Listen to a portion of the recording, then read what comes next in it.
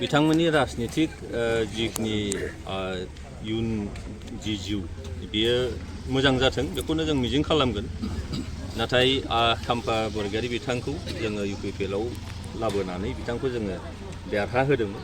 आं मिजिं खालामो हयथ' बिथाङा जि जायगायाव दंमोन बेयाव थानानै हयथ' देरहानो हानाय मोनसे थासारि हयथ' निश्चय फैयामोन। जोङो देरहा होदों मानो खार'ना बेनो सासे रोंखा राखा मानसि गोरों मानसि आरो बे समाजाव जोंनो नांगौ आरो गोबाव सम संग्राम खालामबोनाय मानसि बे हिसाबै जोङो बिथांखौ सायख'दोंमोन। नाथाय जोंहा दा सरकार गैया होननानै हयथ' बिथांमोनहा गावनि इयुन केरियारखौ हयथ' नोजोर खालामदों। जिखियानो जादोआ जोङो गाज्रि मोनाखै, नाथाय जोंना भटार्सआ जोंजों दङ आरो UPPL हिसाबै जि मोनसे मडेल जों सेट खालामदोंमोन थांनाय बे 5 बोसोराव UPPLनि मडेल अफ पलिटिक्सआव रावबो माने बारनो हानाय बा सिमफायनो हानाय हयथ' जों नुवाखै नैबे रिजनेल पलिटिकेल पार्टियाव। मानोना प्रमद बर' बिथांनि दैदेननायाव गुबैयै सान्थि जाय जिनिसखौ 15 बोसोराव गायसननो हायाखैमोन, हारि माहारिनि गेजेराव फोथायलायनाय गैयामोन, बेखौ एकदम फोथायहोनो लाबोनो हादोंमोन बयबो हारि माहारिखौ। आरो 26टा जाथि बा 22टा जाथि जनगोष्ठीनि जेंनाफोरखौ नोजोराव लाखिनानै जि खामानि मावनो लादोंमोन बेयाव बर'नि थासारियाबो गैया जाफैदोंमोन। दा जोङो दुखु मोनदों जे 15 बोसोर सासनाव जिबायदि दावराव दावसिमोन बियो थांनाय 5 बोसोराव सान्थियाव फैदोंमोन आरो गोदानै दावराव दावसिया जाफिननो लादों। बे जोंनि थाखाय दुखु गोनां बाथ्रा। मिजिं खालामो जे बिथांमोना जे थांदोंबा सान्थिखौ माने बाहाल लाखिनो थाखाय नाजाथों, जाथि माहारिनि गेजेराव फोथायलायनायखौ जाहाथे लाबोनो नाजाथों बेखौनो जोङो मिजिं खालामो। बिथांमोन थांनायनि उनाव पाब्लिकफ्रा नार्भास जादों UPPLआ जोबसिगोन होननानै मा फोरमायगोन सारा?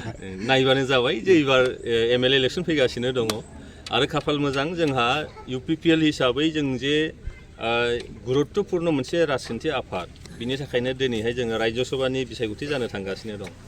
गाबोन नमिनेसननि लास्ट डेट। दा बेयाव जोङो राज्य सभायाव सासे आरो सोद्रोमा मोननो थांगासिनो दं।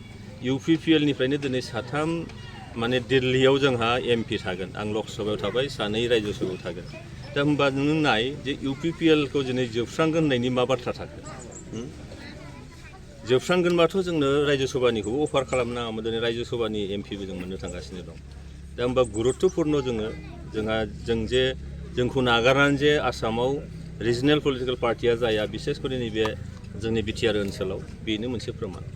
माबा मोनसे खहा जागोन नामा बिथांमोन थांनायनि? जेबो खहा जानायनि बाथ्रा गैया। मानोना रायजोआसो ना, रायजोनि थाखायसो पलिटिक्स खालामो, रायजोआसो लुबैयो।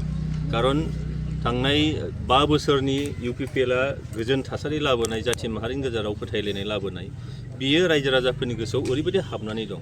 थांनाय बे दानबानि जि हाग्रामा महिलारि बिथांनि दैदेननाय जिखिनि सरकार, बे दानबायाव जिबायदि रायजो राजाफ्रा माने गोदोनासिम माखासे दुखु जारला मोननांदों, थासारिफ्रा गाज्रिनिफ्राय गाज्रि जाबोफिनदों। दा बेनिखायनो दिनै UPPLनि फारसेसो रायजो राजाया नोजोर होदों दा।